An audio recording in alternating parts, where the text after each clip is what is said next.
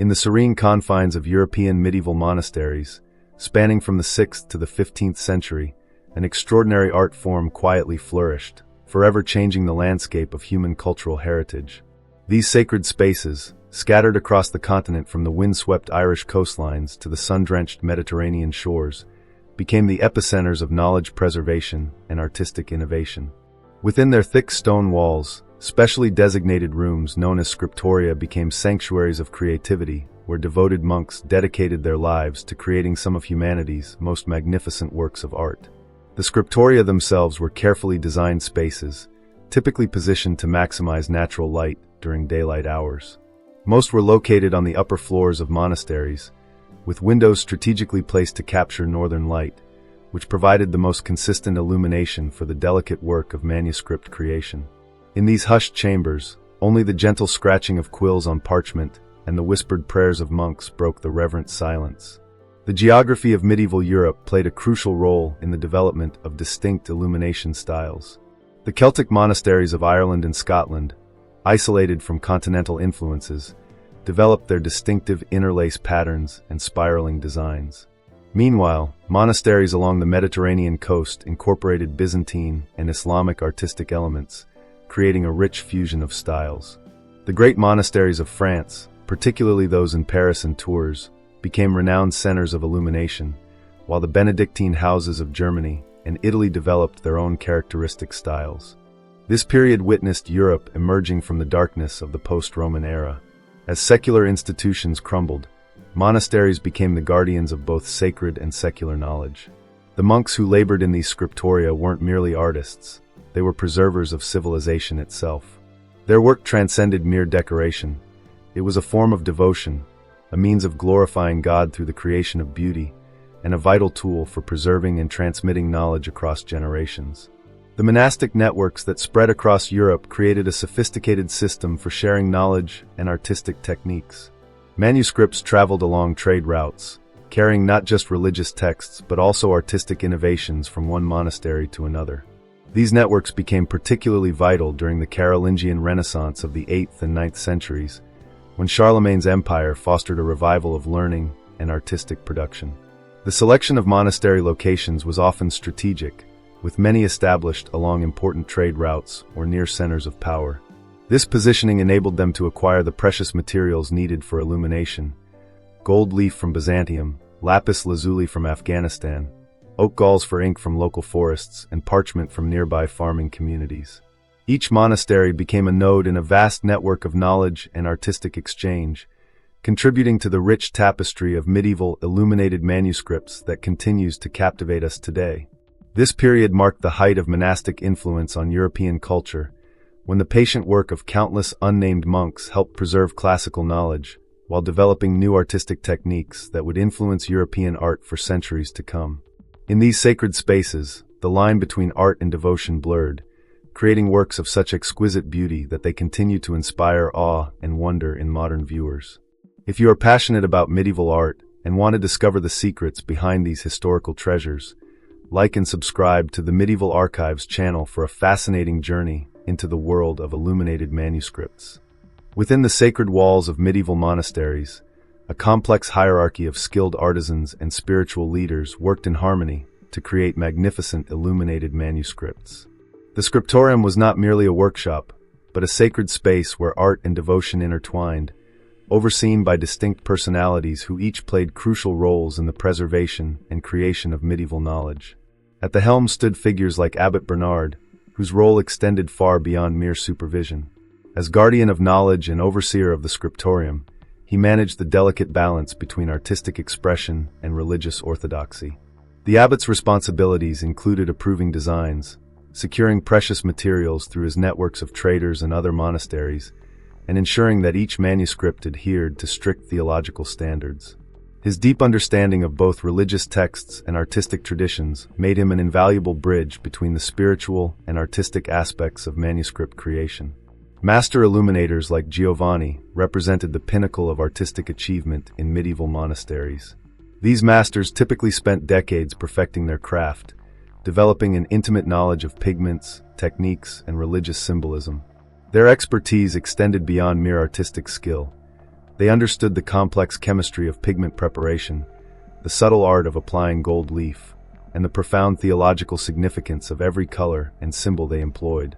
Master Giovanni, like his real historical counterparts, would have maintained a collection of pattern books and sample illustrations, precious resources that helped maintain consistency in artistic traditions.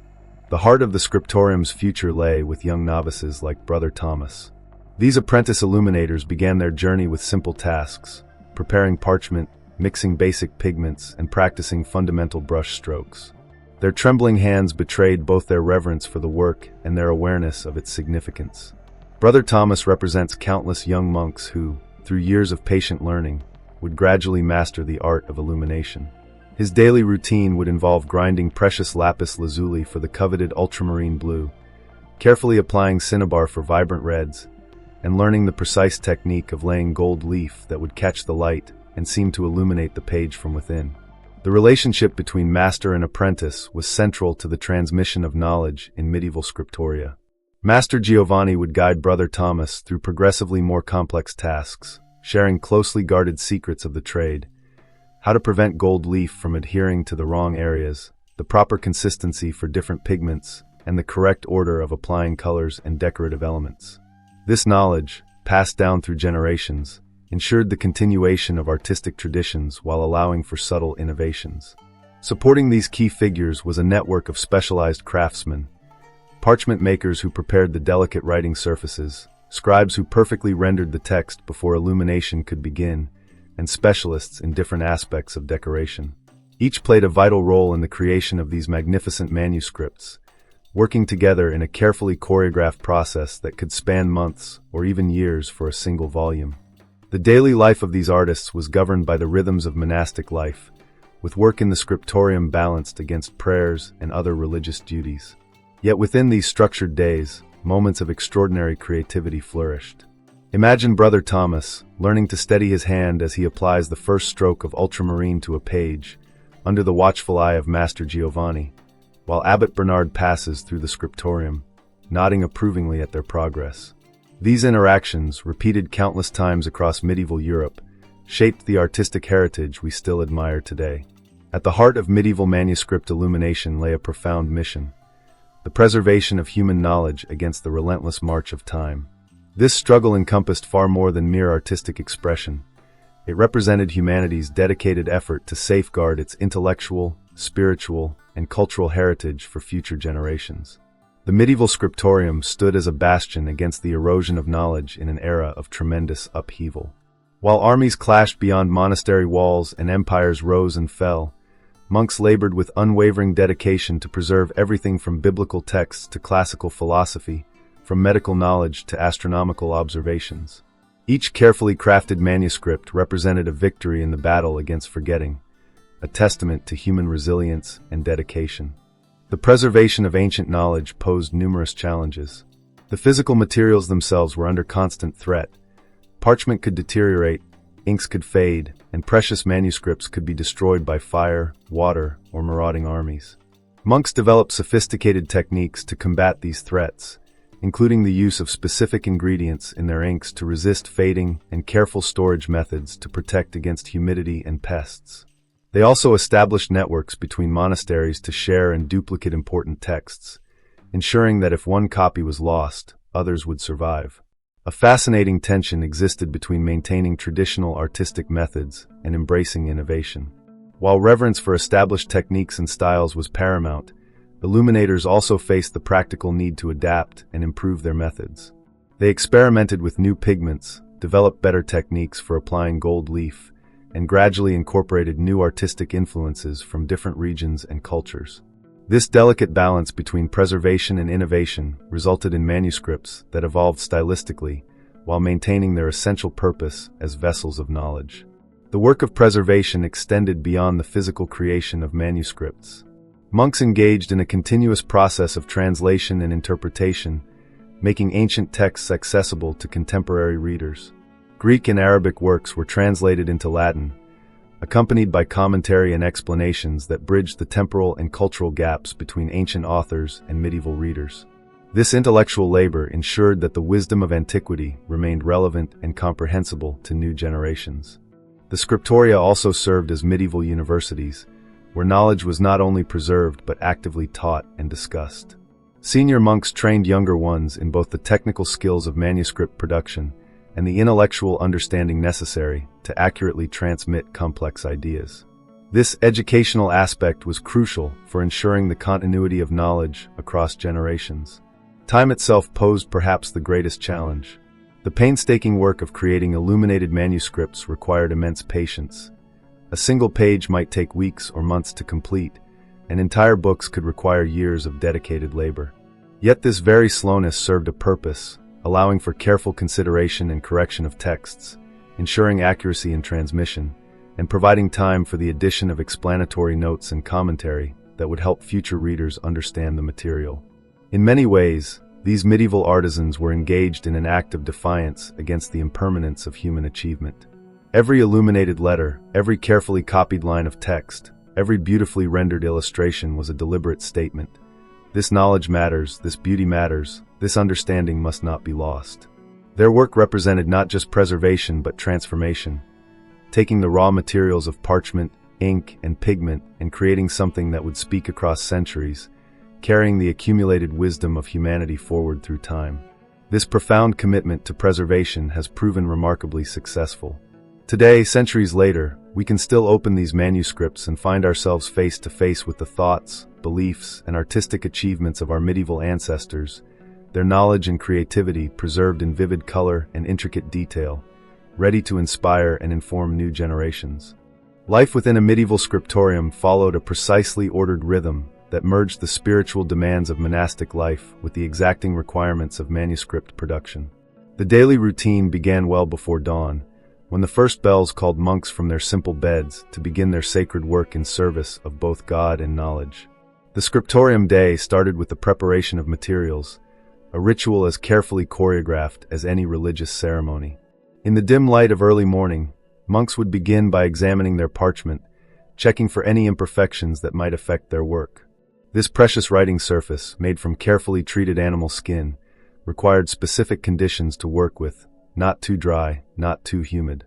Many scriptoria had special rooms just for storing and conditioning parchment to ensure it would be perfect for use. The preparation of tools and materials was itself a sophisticated process. Quill pens had to be cut to different thicknesses for various purposes, thick ones for bold capital letters, finer ones for delicate detail work. Each monk maintained a personal collection of quills, knowing exactly which tool would serve best for each aspect of their work. The cutting of quills was an art in itself, requiring precise angles and cuts to achieve the perfect flow of ink. Pigment preparation occupied a significant portion of the morning routine. Precious materials like lapis lazuli, cinnabar, and malachite were ground into increasingly fine powder using mortars and pestles.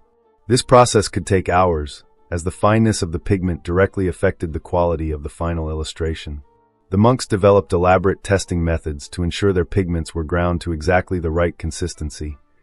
Too coarse and the color would be uneven, too fine and it might not adhere properly to the parchment. The social structure within the scriptorium was highly organized, with clear hierarchies and specialized roles. Senior scribes and illuminators worked on the most important projects, while novices began with simple tasks like preparing materials and practicing basic letter forms. The transfer of knowledge followed strict protocols, with masters carefully overseeing their apprentices' progress through increasingly complex tasks.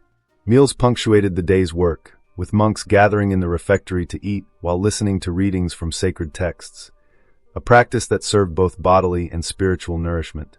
These communal meals were also opportunities for informal discussions about ongoing projects and technical challenges. Despite the rule of silence in many scriptoria, certain times were designated for necessary communication about work-related matters. The physical layout of the scriptorium itself reflected medieval understanding of light and ergonomics. Windows were typically placed to maximize natural light while minimizing glare, and monks' desks were arranged to take best advantage of this lighting.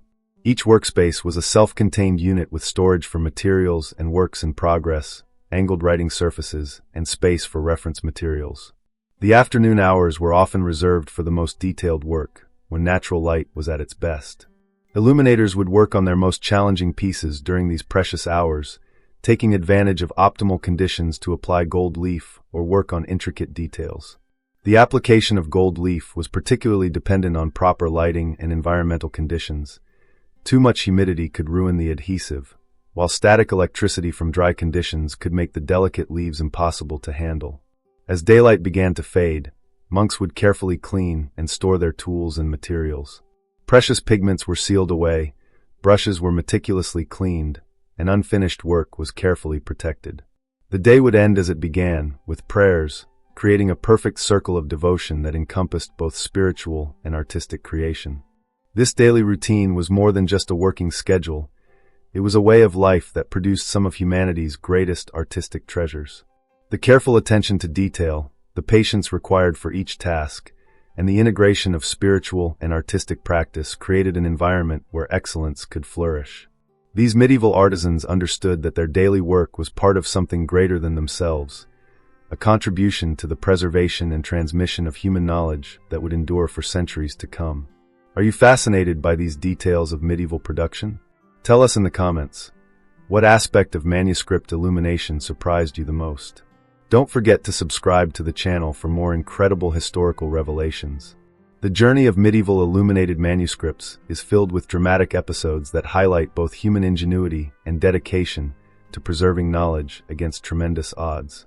These precious books faced countless perils, from their painstaking creation to their desperate preservation in times of crisis. The quest for rare materials was itself an epic undertaking that spanned continents. The most prestigious pigments required incredible journeys and diplomatic connections to acquire.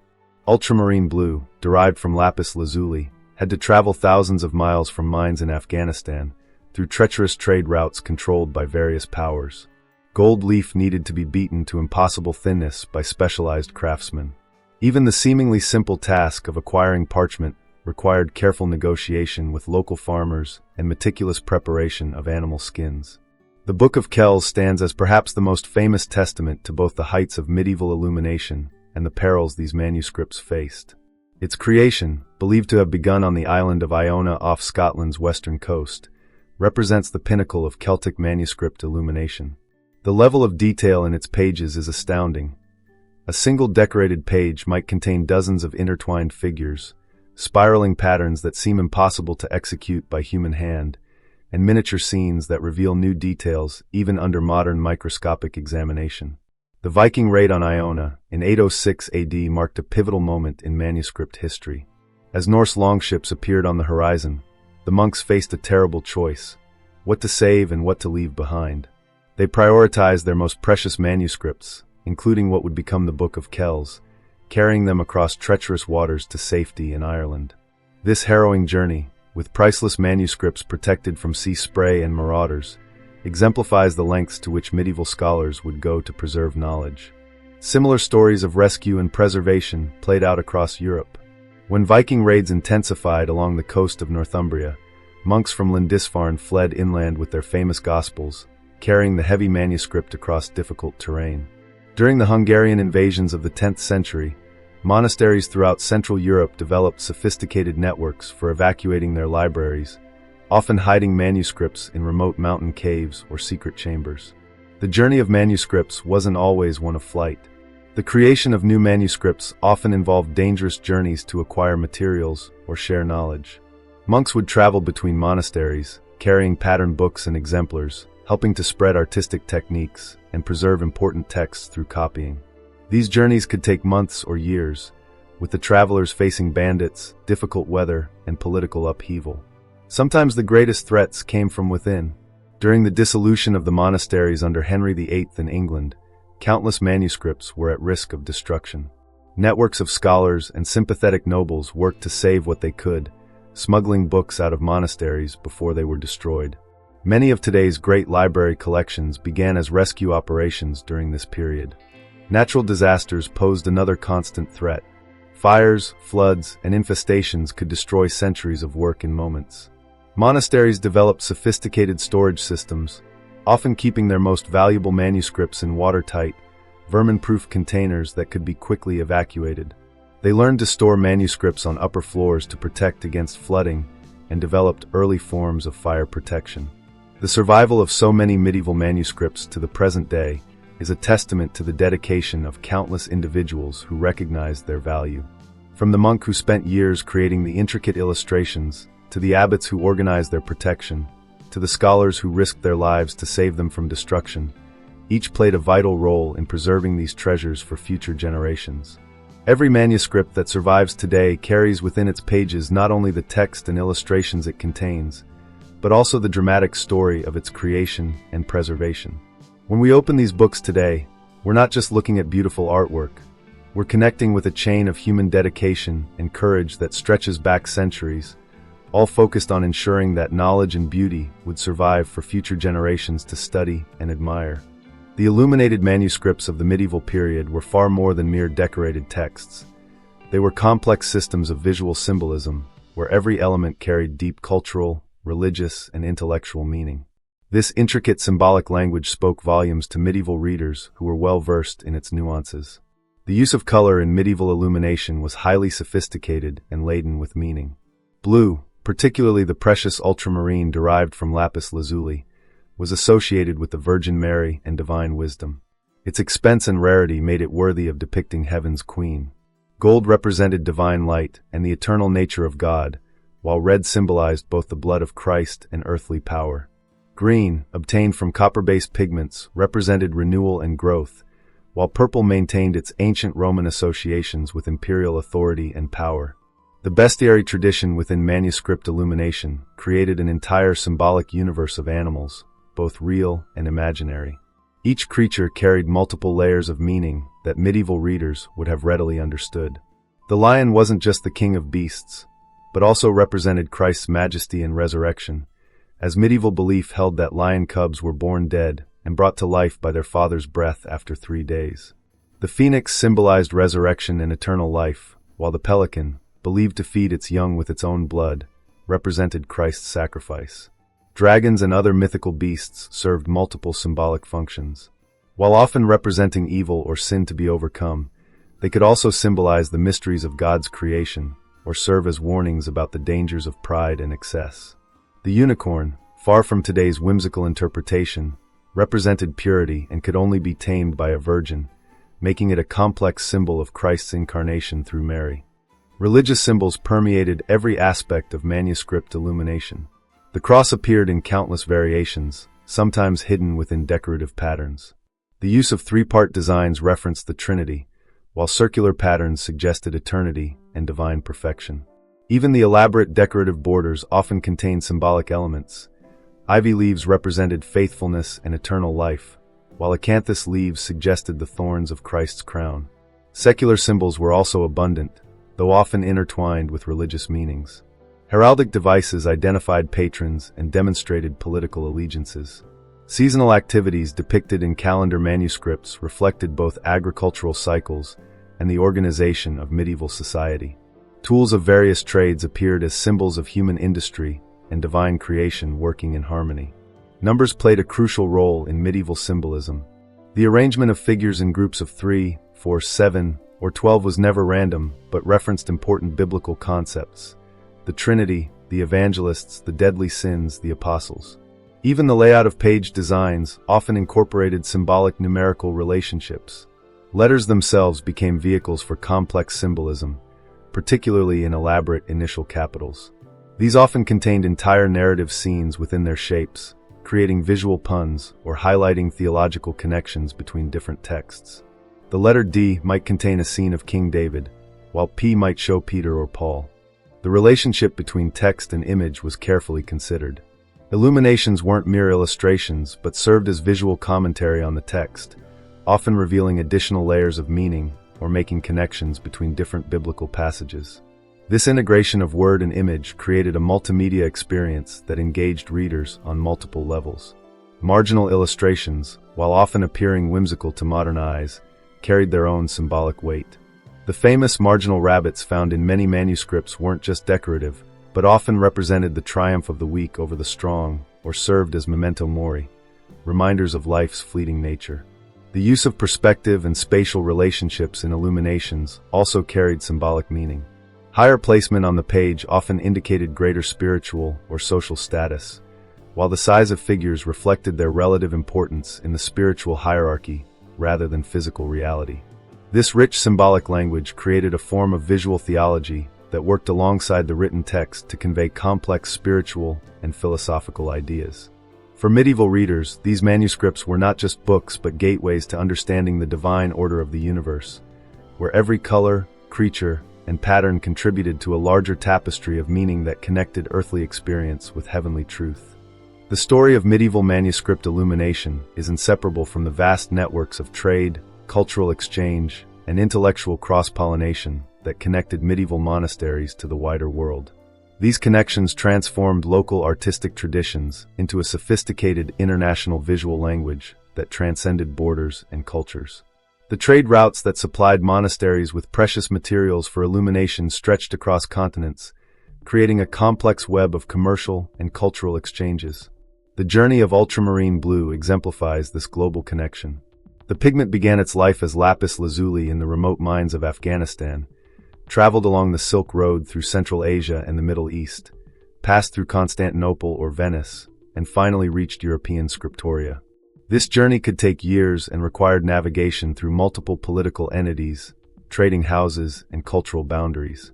Islamic artistic influences profoundly shaped European manuscript illumination.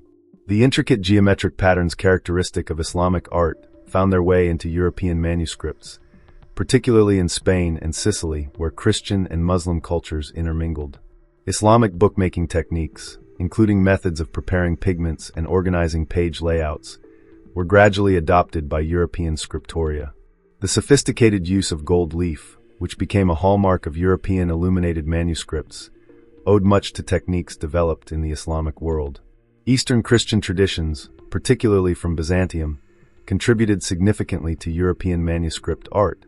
Byzantine artists excelled in the use of gold and the creation of powerful iconic images, influences clearly visible in European religious manuscripts. The Greek tradition of text illustration, with its emphasis on narrative clarity and dramatic composition, influenced how European illuminators approached storytelling through images. Monasteries developed sophisticated networks for sharing knowledge and artistic techniques. Traveling monks carried pattern books containing model illustrations and technical instructions between religious houses. These books, known as exemplars, allowed artistic innovations to spread rapidly across Europe. When a monastery developed a particularly effective technique for applying gold leaf or mixing a stable green pigment, this knowledge could quickly disseminate through monastic networks. The Crusades, despite their violent nature, paradoxically facilitated artistic exchange. Crusader kingdoms in the Holy Land became meeting points for Eastern and Western artistic traditions. Manuscripts produced in these regions often displayed a fascinating fusion of styles, combining European figurative art with Byzantine decorative elements and Islamic patterns. Returning crusaders and pilgrims brought back art objects and techniques that influenced European manuscript production. Trade cities, particularly those with strong maritime connections like Venice, played crucial roles in this cultural exchange. These cities not only handled the physical trade in materials like pigments and gold leaf, but also became centers where artists from different traditions could meet and share techniques. Venice's position as a gateway between East and West made it particularly influential in transmitting artistic innovations. Major monasteries developed specialties in particular aspects of manuscript production, creating centers of excellence that attracted artists and scholars from across Europe. The scriptorium of St. Gall became renowned for its musical manuscripts, while Mont Saint-Michel was famous for its historical texts. This specialization encouraged travel and exchange between religious houses, as monasteries sought to learn from each other's expertise. The exchange of knowledge wasn't limited to artistic techniques. Manuscripts themselves carried philosophical ideas, scientific knowledge, and literary works across cultural boundaries. Arabic scientific texts, translated first into Latin in Spain and Sicily, were copied and illuminated in monasteries across Europe, spreading Eastern learning throughout the Western world. This rich network of exchange produced a visual culture of extraordinary sophistication and complexity. Medieval illuminated manuscripts represent not just the artistic achievement of individual monasteries, but the culmination of centuries of cross-cultural dialogue and artistic innovation. They stand as testament to humanity's ability to create beauty and share knowledge across political, religious, and cultural boundaries. The legacy of medieval illuminated manuscripts extends far beyond their original purpose as vessels of religious and secular knowledge. Today, these extraordinary works continue to influence art, inspire scholars, and provide insights into human creativity and dedication. In modern museums and libraries, illuminated manuscripts command reverence not only for their artistic beauty, but as testaments to human perseverance. These books represent an unbroken chain of knowledge transmission spanning over a millennium. Each carefully crafted page reveals the extraordinary commitment of medieval artisans who dedicated their lives to preserving and enhancing human knowledge for future generations. The technical achievements of medieval illuminators continue to astound modern experts. Contemporary artists and conservators marvel at the remarkable stability of medieval pigments, many of which retain their vibrant colors after centuries. The precision of medieval gold leaf application and the complexity of miniature illustrations challenge our assumptions about medieval technological capabilities. These manuscripts demonstrate levels of craftsmanship that remain difficult to replicate even with modern tools. Digital technology has transformed how we study and appreciate these ancient works. High-resolution imaging reveals previously invisible details, while spectral analysis uncovers the sophisticated chemistry of medieval pigments. Virtual exhibitions make these treasures accessible to global audiences, democratizing access to what was once the exclusive domain of elite scholars and institutions. Yet paradoxically, this digital revolution has enhanced rather than diminished appreciation for the physical manuscripts themselves. The influence of illuminated manuscripts on contemporary art and design remains profound. Modern graphic designers draw inspiration from medieval page layouts and typography. Artists continue to explore the relationship between text and image pioneered by medieval illuminators. The aesthetic principles developed in medieval scriptoria, the balance of decoration and function, the use of visual hierarchy, the integration of multiple narrative levels, remain relevant in contemporary visual communication. These manuscripts also offer valuable insights into the process of knowledge preservation in an age of technological transformation. As our society grapples with questions of digital preservation and information overload, the medieval model of careful curation, skilled craftsmanship, and systematic knowledge organization provides relevant lessons. The monastic commitment to preserving and transmitting knowledge across generations speaks to contemporary concerns about cultural heritage preservation. Perhaps most significantly, illuminated manuscripts remind us of the profound connection between beauty and knowledge. In an era of rapid information consumption, these works demonstrate the value of slow, thoughtful engagement with ideas. The medieval integration of artistic beauty with intellectual content suggests alternative ways of thinking about how we present and preserve knowledge. The manuscript's survival through centuries of warfare, natural disasters, and social upheaval testifies to human recognition of their value. Throughout history, people have risked their lives to protect these books, recognizing them as more than mere objects, but as repositories of human wisdom and creativity. This legacy of preservation continues today through the work of conservators, scholars, and curators who ensure these treasures will survive for future generations. Looking forward, illuminated manuscripts continue to reveal new secrets through advancing technology and scholarly research. Each generation finds fresh relevance in these ancient pages, discovering new layers of meaning and technical sophistication. They remain living documents, not merely historical artifacts, but active participants in ongoing cultural dialogue. These magnificent works stand as reminders of what human beings can achieve through patience, dedication, and commitment to excellence. In our fast-paced digital age, they offer a compelling argument for the value of careful craftsmanship and the importance of creating works that can stand the test of time. Every illuminated page encompasses not just its immediate content, but the entire story of humans striving to preserve and enhance knowledge through art. The legacy of illuminated manuscripts challenges us to consider our own role in preserving and transmitting knowledge to future generations. As we marvel at these surviving masterpieces, we must ask ourselves, what are we creating today that will speak to people centuries from now? How are we preserving our knowledge and culture for future generations? The medieval illuminators' dedication to excellence and preservation sets a standard that continues to inspire and challenge us today.